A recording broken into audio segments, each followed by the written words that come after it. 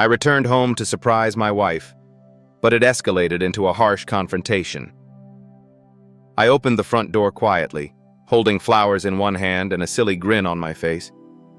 It was supposed to be a romantic surprise, but what I heard from the bedroom upstairs, those sounds froze me in place. And in that moment, everything I believed about my marriage shattered like glass. What happened next was something I never imagined doing, but I did it.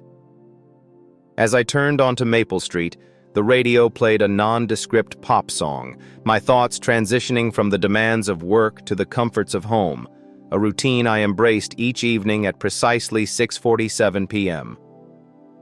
After 14 years of the same commute, my body instinctively learned to unwind as I neared our tranquil suburban neighborhood. My shoulders would drop, my jaw would unclench, and the stresses of the day would dissipate with each recognizable landmark. However, this evening, the street felt amiss. Crimson and azure lights flickered against the dusky sky, casting stark emergency hues across our neighbors' immaculate lawns. Police vehicles were stationed along the curb, resembling a military convoy, their radios emitting a symphony of static and indecipherable coded numbers. An ambulance stood prominently in the center of the street, its rear doors thrown open, as paramedics navigated with swift precision around a stretcher. Our home stood as the focal point of everything. Yellow tape danced around our property, reminiscent of party streamers from a nightmarish celebration. A uniformed officer stood sentinel by our front gate, arms crossed, expression unyielding. On the curb, where visitors usually parked, a luxury sedan was engulfed in orange flames, black smoke billowing into the darkening sky while firefighters aimed their hoses at the inferno. I drove into the driveway and turned off the engine, my instincts taking over as my mind grappled with the unfolding scene. This must be a misunderstanding, an incident involving our neighbors that inadvertently encroached upon our property. Claire was likely inside, observing through the curtains, equally shaken and bewildered as I was. The officer stationed by the gate advanced as I neared, one hand nonchalantly positioned on his belt. "Sir, it is imperative that you maintain a safe distance from the scene." I retrieved my wallet to present my license to him. "This is the residence of Jason Miller. I reside here. What transpired? Is my wife doing well?" The officer examined my ID with an intensity that felt excessive, scrutinizing my face against the photo on 2 separate occasions. "She is currently inside, sir. Detective Morrison would like to have a conversation with you." He guided me beyond the tape, and I caught sight of the paramedics as they loaded an individual into the ambulance. A man lay unconscious, his face bloodied, clad in an expensive suit that was now tattered and stained. I had never encountered him prior to this moment. Detective Morrison stood next to me, a weary woman in her 40s, her keen eyes seemingly assessing my every response. "Are you familiar with this individual, Mr. Miller?" "I have not encountered him before." "Who is this individual? Could you please clarify what transpired in this situation?" I inquired. She did not respond directly. "Where have you been this evening, sir?" The inquiries seemed almost otherworldly, akin to being compelled to demonstrate my innocence regarding matters I had yet to fully comprehend. "Engage in your tasks." Riverside Logistics. I oversee the preparation team for the evening shift. I departed at 6:30, as is my usual routine. Cameras, time cards, and witnesses are present. She was engrossed in her small notebook, her gaze averted from me. "We require those details." She proceeded to elaborate further. "Your spouse reports that this individual was a friend who arrived unannounced, stating that he was assaulted outside your residence and that his vehicle was set ablaze. Do you have any suggestions on who might be interested in pursuing that?" The earth beneath my feet felt precarious. Claire had never brought up the existence of male friends I was unaware of. Throughout 12 years of marriage, she had never encountered unexpected visitors of any sort. She exhibited an excessive attention to cleanliness in the house, adhering strictly to her routines. I am unclear about this. Claire typically does not invite friends over without making arrangements well in advance. She demonstrates exceptional organization when it comes to social engagements. Detective Morrison raised his eyebrows slightly. Structured. She enjoys preparing and cooking exquisite meals, as well as meticulously cleaning the house. The unexpected arrival of a visitor would undoubtedly cause her considerable stress. As I spoke, I became aware of how peculiar it sounded, as if I were portraying a stranger rather than my own wife. Are you unaware of anyone who may hold a grudge against you? Is there anyone who may attempt to convey a message by targeting a guest at your residence? The realization struck me with the force of icy water. It was believed that I was responsible for this. They believed I returned home, discovered a man at my residence, and rendered him unconscious before setting his car ablaze. The situation was undeniably ridiculous, yet the detective's utterly serious demeanor rendered it anything but amusing. Detective, I have been diligently working since 2 o'clock this afternoon. I oversee a team of 8 individuals who can confirm that. I possess time cards, security footage, and likely around 20 witnesses who observed my presence on the warehouse floor at the time of the incident. She acknowledged with a nod, diligently jotting down additional notes. It will be necessary for us to confirm all of that, naturally. Please be aware that this is currently an active crime scene. It will be necessary to assess the house and its surrounding environment. May I have the opportunity to see Claire? I inquired. For the first time, there was a subtle softening in Morrison's expression. She appears quite unsettled, expressing that she has never encountered anything of this nature before. I entered behind her, navigating through additional officers who were capturing photographs and gathering evidence. The living room had been transformed into an interview station, with notebooks and recording equipment meticulously arranged across Claire's antique coffee table. The air was permeated with the scent of smoke emanating from the burning car outside. Claire was seated on our couch, enveloped in a police blanket. Her makeup ran down her cheeks, hands shaking as she clutched a cup of coffee. Upon seeing me, fresh tears began to flow. Jason, it was truly dreadful. I positioned myself next to her, instinctively extending my hand to offer solace, yet an element in her demeanor caused me to hesitate. She trembled, indeed, yet there was an additional nuance in her expression, something resembling guilt. What transpired, dear? Who was that individual? I inquired. Her words flowed rapidly, almost too rapidly. I am uncertain. He was merely a friend, someone I encountered at the gym, David something. He visited to inquire if we would be interested in joining his book club. Are you considering a book club?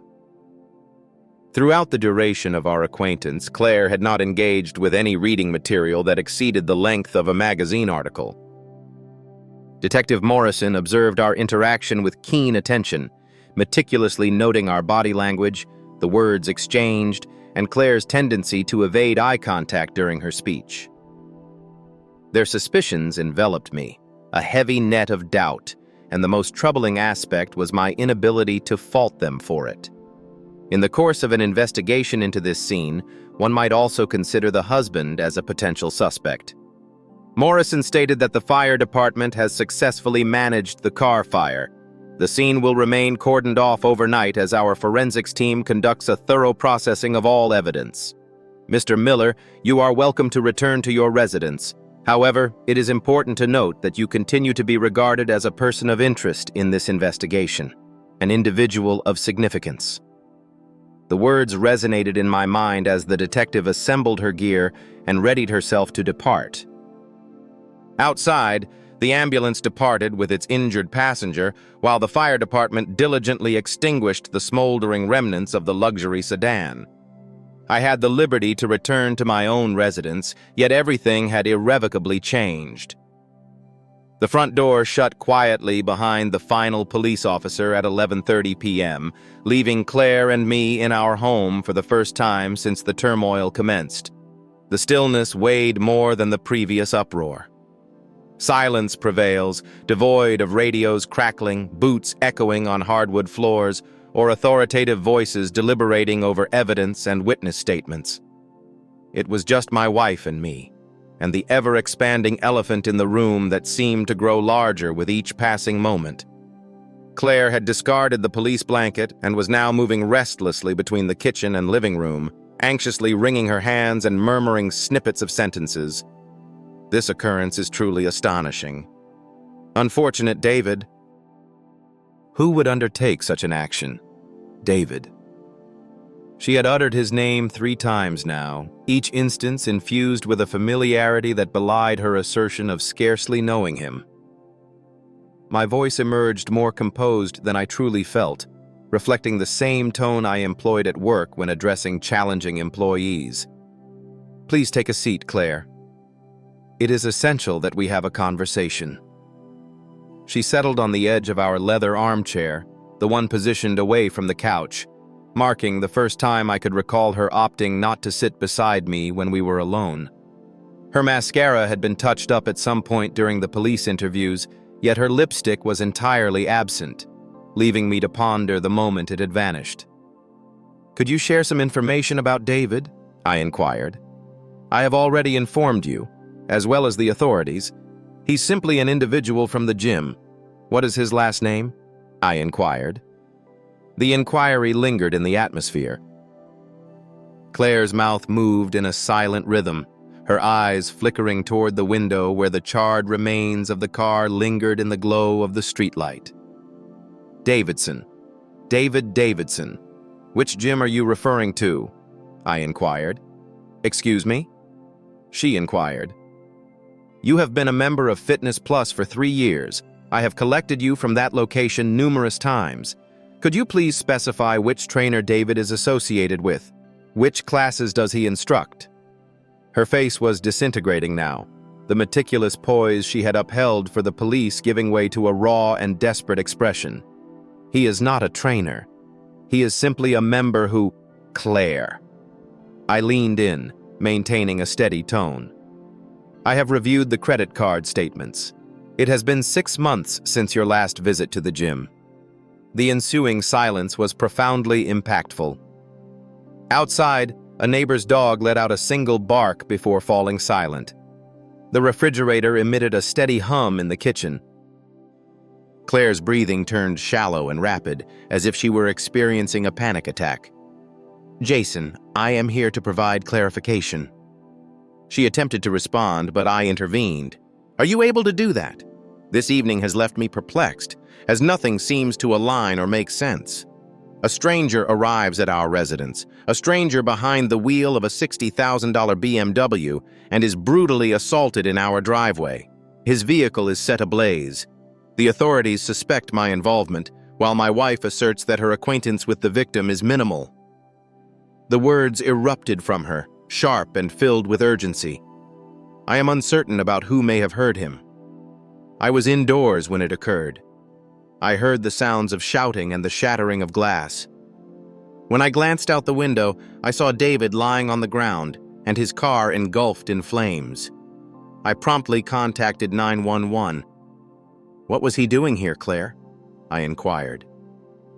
She embraced herself, swaying gently. He expressed a desire to engage in conversation concerning various matters, private matters. The truth lay hidden in the pauses of her speech, in her inability to meet my gaze, and in the weight of guilt that seemed to pull her shoulders down. The woman I had shared a bed with for 12 years, who understood my coffee preferences and the side of the sink I favored for shaving, had become a stranger within our home. The fury that surged within me was pure and frigid, akin to entering an Arctic gale. Not the fleeting, fiery anger of a moment, but rather something profound and enduring. A profound transformation in my perception of Claire, our marriage, and the past 10 years of my existence. What is the duration? I inquired. Jason, please, she implored. What is the duration of your relationship with him? I applied pressure. Her expression shattered in that moment, tears streaming unabated as the final remnants of her deceit slipped away. Half a year. However, it held no significance. It was merely, I experienced a sense of loneliness, and with your demanding work schedule, he provided me with a feeling of, leave immediately. I raised my voice. I rose, each movement measured and intentional. Please leave my presence. Please gather everything you require for this evening. You will be resting in the guest room. Jason, we can navigate this together. I acknowledge my error, yet my love for you remains unwavering. I select you. David was merely... What was David, Claire? Was it merely an error that necessitated 6 months of deception directed at me? It was merely an error that led law enforcement to our residence, casting me as a suspect in a violent offense. She extended her hand towards me, her fingers clutching at my sleeve. Kindly, my dear. I apologize. I sincerely apologize. I will never see him again. I am committed to taking all necessary steps to rectify this situation. I gazed at her hands resting on my arm, the very hands that had caressed another man within our home, the same hands that had slipped off her wedding ring earlier this evening, only to hurriedly replace it before the police came. The proof lay in the subtle indentation on her finger, the tan line that failed to align perfectly. I will be contacting Patricia in the morning, I mentioned, referring to the attorney who prepared our prenuptial agreement 12 years prior. I am upholding each provision of our prenuptial agreement. It was you who signed it, Claire. You acknowledged that infidelity would lead to the loss of spousal support, division of assets, and all related matters. Her complexion lost all its hue. Surely you must be joking. I have never approached anything with such seriousness in my life. She remained in place for an extended moment, swaying gently, appearing as though she might falter. Without uttering another word, she ascended the stairs. I noticed her bustling about in our bedroom, rummaging through drawers and closets, the rustle of clothes being crammed into a suitcase filling the air.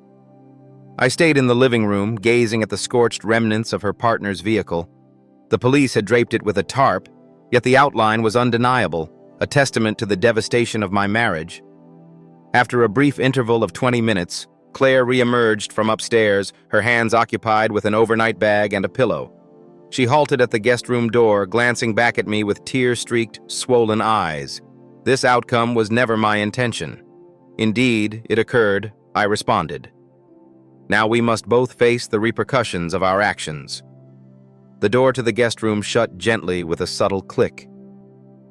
In just a few moments, her cries reached my ears, deep, heart-wrenching sobs that resonated through the walls. I ascended to our bedroom, where the fragrance of her perfume still hung in the air, enveloping the sheets.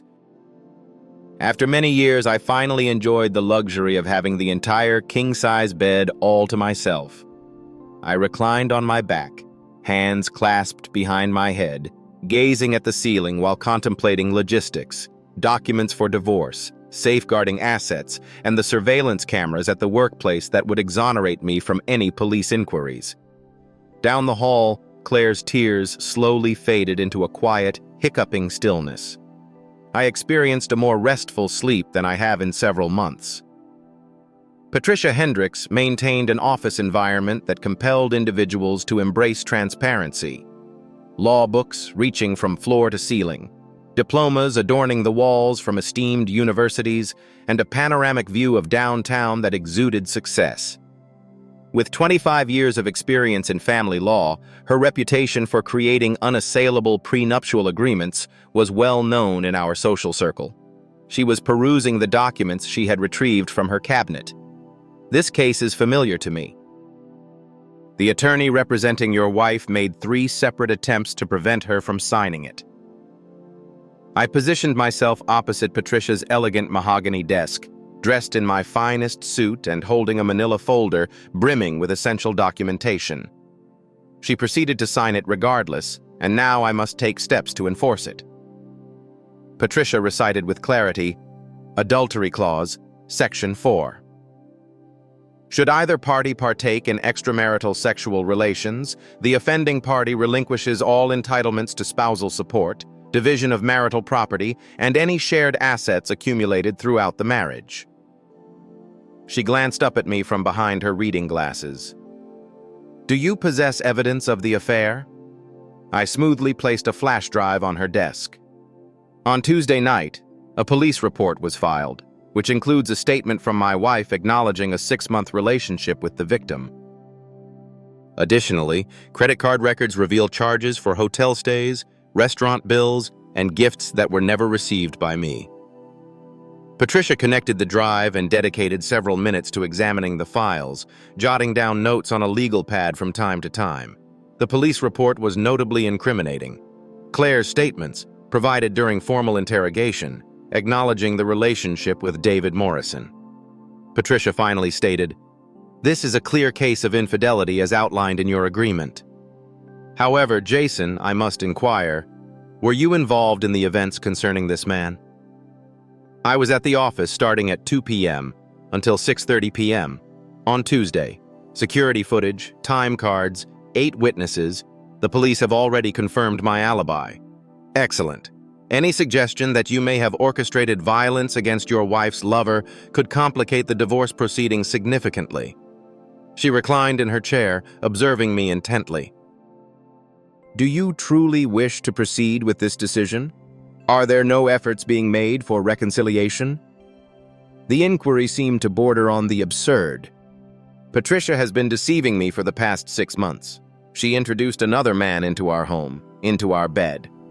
She placed me in a position of legal vulnerability and raised the possibility of police scrutiny. What precisely am I expected to reconcile with? Certain individuals view infidelity as an error that may be pardoned. Some individuals lack wisdom, I responded. Patricia offered a somber smile. That seems reasonable. I will submit the documents this afternoon. According to the stipulations outlined in your prenuptial agreement, Claire is allotted a period of 7 days to leave the marital residence and a time frame of 30 days to obtain her own legal counsel. She maintains her personal items, her vehicle, and nothing more.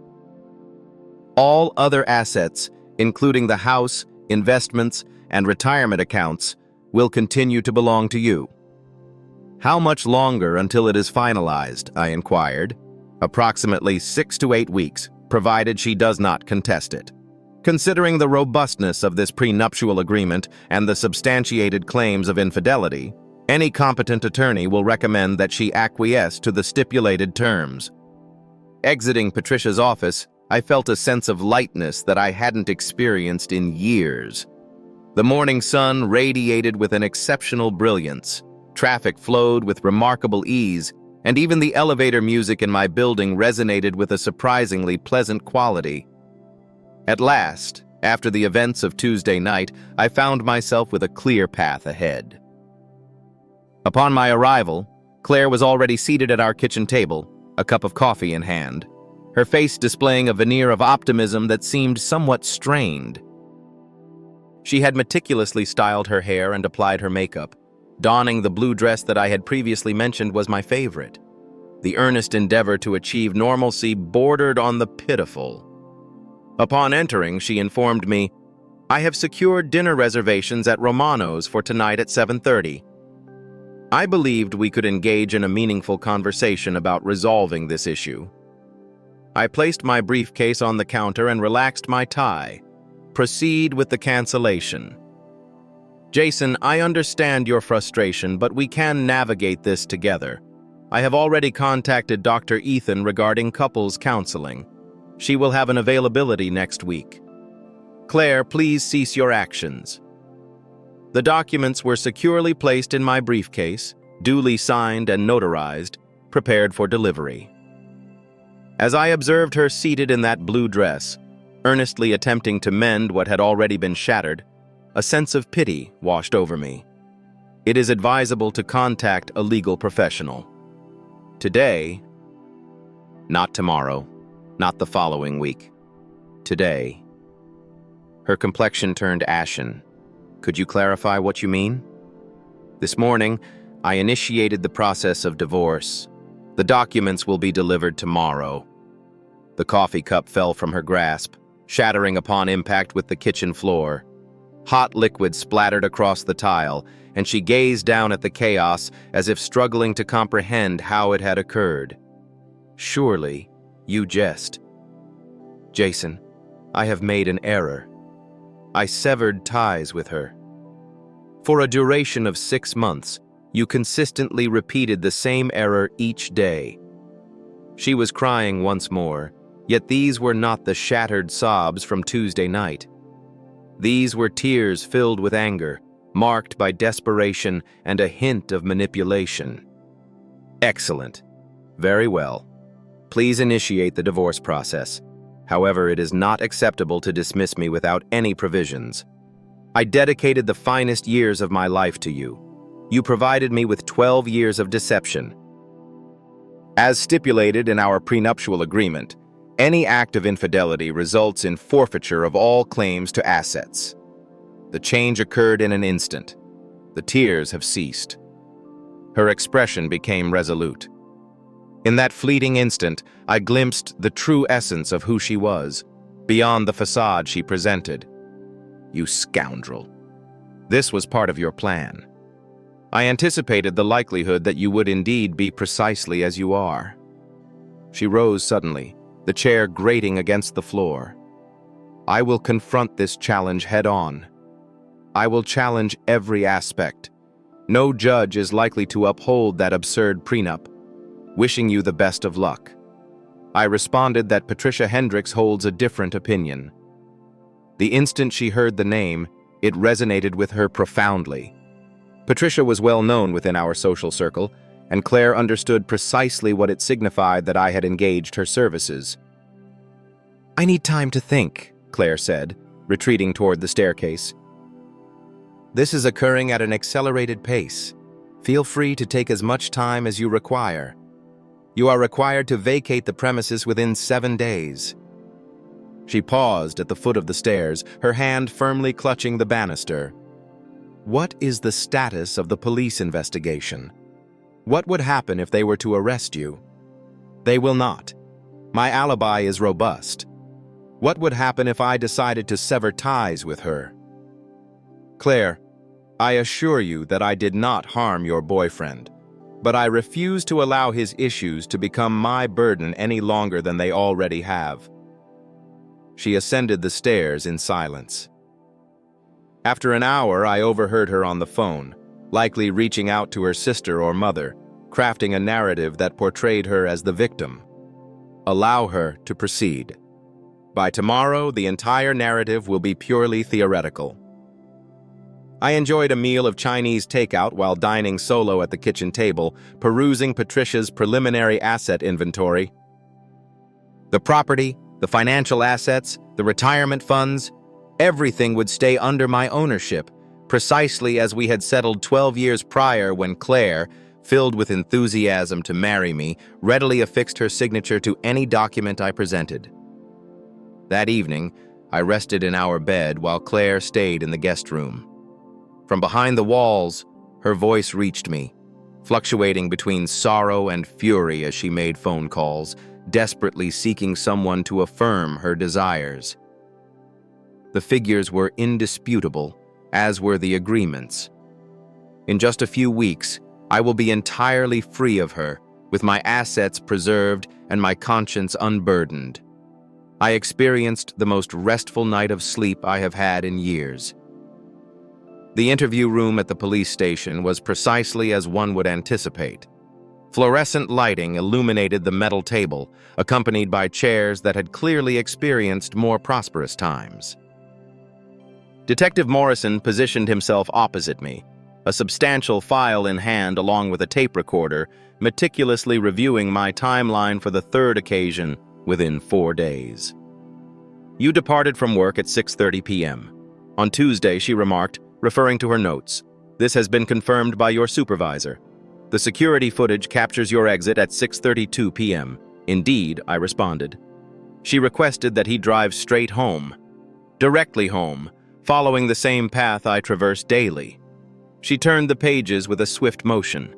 Your work attendance has been verified, discussions with your crew have taken place, and the warehouse security footage has been reviewed. All aspects confirm that everything is in order. I preserved the same composed demeanor I had displayed since the onset of this entire situation. I trust this clarifies the matter for you. Indeed, it does. You are no longer regarded as a person of interest in the assault case involving Mr. Morrison. A burden I had not recognized I was bearing was released from my shoulders. It's great to hear that. Do you have any information on who might be responsible? Detective Morrison shut the file and powered down the recorder. Between you and me, Mr. Miller, offenses of this nature typically align with one of two classifications. This was not a case of random violence, nor was it a matter of personal disputes. Considering that Mr. Davidson was at your residence visiting your wife when he was assaulted and left unconscious in your driveway, she allowed the suggestion to linger. Do you believe this was concerning Claire? I inquired. It appears that your wife may not have been completely open regarding the details of her relationship with but that is no longer your concern, correct? The tone of her voice revealed the underlying tension of the divorce proceedings. In a town of this size, news spread rapidly, particularly when it concerned Patricia Hendricks. No, that is no longer my concern. Exiting the police station was akin to stepping out of a dark tunnel into the light. The afternoon sun cast a gentle warmth upon my face, and I found myself with no destination other than home. The investigation was concluded from my perspective, and Claire's issues were swiftly transitioning to another's jurisdiction. As I navigated through town, my thoughts wandered back to Tuesday evening. This is not the polished account I provided to the authorities, but rather the true sequence of events that unfolded. I departed from work precisely at 6:30 p.m., just as I had informed them. However, I did not head directly home. Instead, I had chosen to take a detour past my house first, a habit I had developed over the weeks whenever I spotted that unfamiliar BMW parked in my driveway during lunch breaks. I had observed it there on 3 occasions over the past month, consistently stationed in the same location typically reserved for visitors. On that Tuesday, as I drove by at 5:45 p.m., I encountered it once more.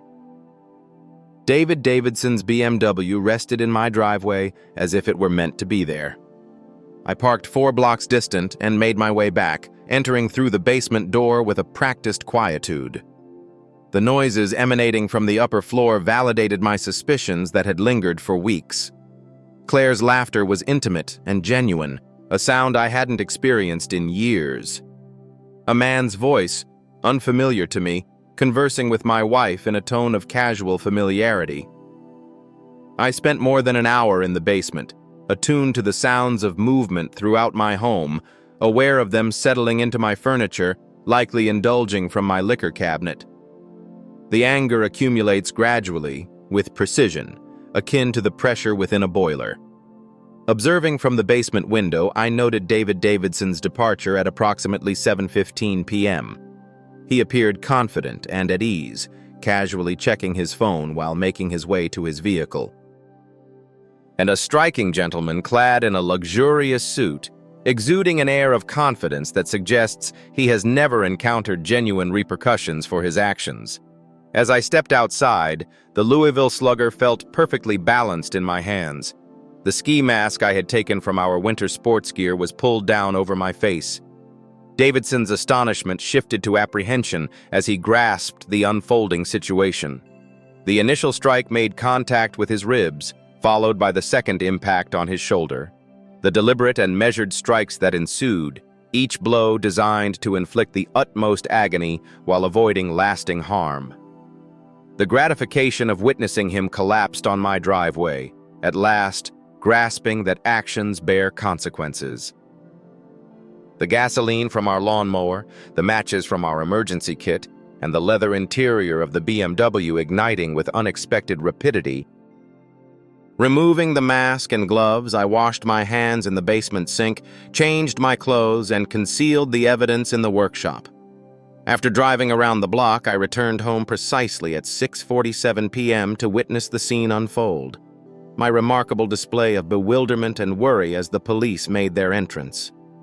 A smile graced my lips as I entered my driveway, recalling the cherished memory. The charred remains of Davidson's vehicle had been removed, leaving behind a dark mark on the asphalt where it once rested. Claire's vehicle was also absent, likely at her sister's residence where she had been residing since the divorce papers were delivered.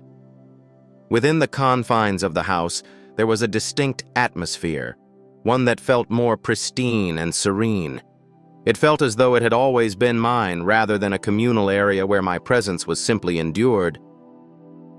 I poured myself a generous measure of bourbon and settled into my leather chair, the very one Claire had frequently voiced her discontent about. From the vantage point of the living room window, I observed Mrs. Patterson, our neighbor, diligently tending to her garden, likely eager to witness the unfolding drama within the neighborhood. Allow her to observe. The police investigation concluded, my marriage was concluding on my own terms, and David Davidson would dedicate the upcoming months to mastering the art of walking without a limp. The bourbon embodied the essence of triumph. A message from Claire illuminated my phone screen with a gentle buzz.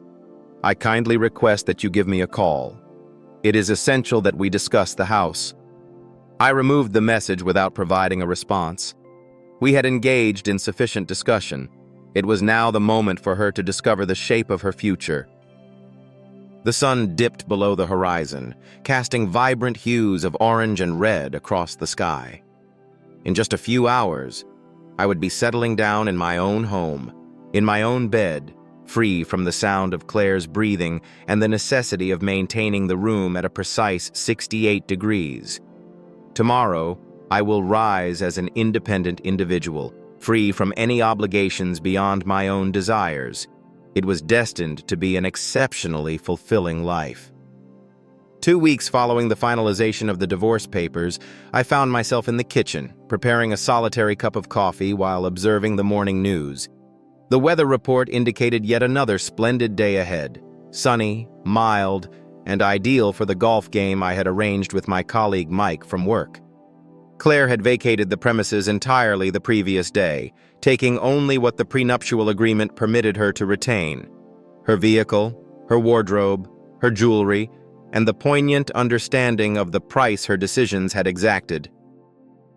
The house seemed vast in her absence, yet in the most delightful manner, akin to the relief of expanding after years of confinement in a tight space. The local news segment highlighted David Davidson's recovery. He was discharged from the hospital with a walking cast and multiple pins in his ribs, anticipating months of physical therapy ahead. The authorities have formally concluded the investigation, citing insufficient evidence and the absence of suspects. The reporter indicated that it was probably a random act of violence, potentially stemming from a robbery that went awry. I gazed into my coffee mug with a smile. Mike arrived to collect me at 9, and we enjoyed the morning at Riverside Country Club, a place where I had upheld my membership during the course of the marriage, even in light of Claire's grievances regarding the costs involved. She had always regarded it as trivial, yet I now recognized it as a valuable investment in my social life following the divorce. As we made our way to the 10th tee, Mike remarked, "You seem different. Perhaps a bit lighter. Years of burden can profoundly affect a person." "Do you have any regrets?" he inquired. As I prepared to take my shot, I reflected on the question at hand. Regarding the divorce, none. Regarding the extended wait before taking action, a considerable amount. The ball flew with precision, landing precisely at my intended target. Everything in my life felt remarkably precise now. Deliberate, purposeful, my own. We enjoyed lunch at the clubhouse, where numerous acquaintances approached our table to express their condolences regarding my marriage and to extend their congratulations on my newfound freedom. News of Claire's affair and the details of our divorce had spread widely. Within our social circle, infidelity remained a significant violation of trust, and the prevailing sentiment appeared to be that I managed the situation with suitable grace. While enjoying his sandwich, Mike remarked, "I heard she's staying with her parents." For the time being, the prenuptial agreement stipulated that she had 60 days to secure permanent housing. "That sounds challenging," he responded. "Those are the consequences," I replied. Mike gave a nod of approval. 5 years prior, he had navigated the complexities of a tumultuous divorce, all without the safeguard of a prenuptial agreement. His former spouse had acquired 50% of all assets and continued to receive alimony payments. "You have always been the clever one," he remarked. That afternoon, I returned to a residence that was completely mine. There will be no compromises regarding furniture placement, no disputes over the thermostat, and no necessity to adjust to anyone else's schedule or preferences. I had the freedom to choose my meals, select my entertainment, and determine my bedtime. The sense of freedom was exhilarating. I learned from mutual acquaintances that Claire was facing difficulties. At 34, she finds herself residing with her parents, confronting the challenge of reconstructing her life from the ground up, devoid of financial support and burdened by a tarnished reputation due to her affair. A number of our previous acquaintances conveyed their sympathy for her circumstances. However, the majority aligned with my perspective once the complete narrative was revealed. David Davidson, as reported by the same gossip network, concluded their relationship right after his discharge from the hospital. It seems that the harsh experience of being severely beaten has dampened his interest in engaging with married women. I experienced no remorse regarding any of it. Claire had made her decisions, and Davidson had made his. I made certain that those decisions came with suitable repercussions. That evening, I prepared an exquisite dinner for myself. The steak was prepared to perfection, precisely as I preferred. Wine from the bottle that Claire had always deemed too costly for casual weeknight enjoyment. A dessert exclusively for me. I consumed my meal at a leisurely pace, relishing every morsel and the tranquility enveloping me. While I was tidying up, my phone began to ring. When Claire's number flashed on the screen, I chose to let it go to voicemail. I had no interest in hearing whatever she wished to express. The transaction has been finalized. The voicemail lasted 3 minutes, filled with tears and heartfelt pleas, imploring for another opportunity, assuring me that she had learned her lesson, and earnestly requesting that I reconsider the terms of the divorce. I removed it without fully listening to the entire piece. At 10 o'clock, I ascended to my bedroom, no longer our shared space, but solely mine, and prepared for rest. The king-size bed lay before me, an expanse of endless potential. I have the option to sleep diagonally if I choose, to stretch out like a starfish, or to gather all the pillows on one side. I reclined on my back in the middle of the bed, my hands resting behind my head, gazing up at the ceiling.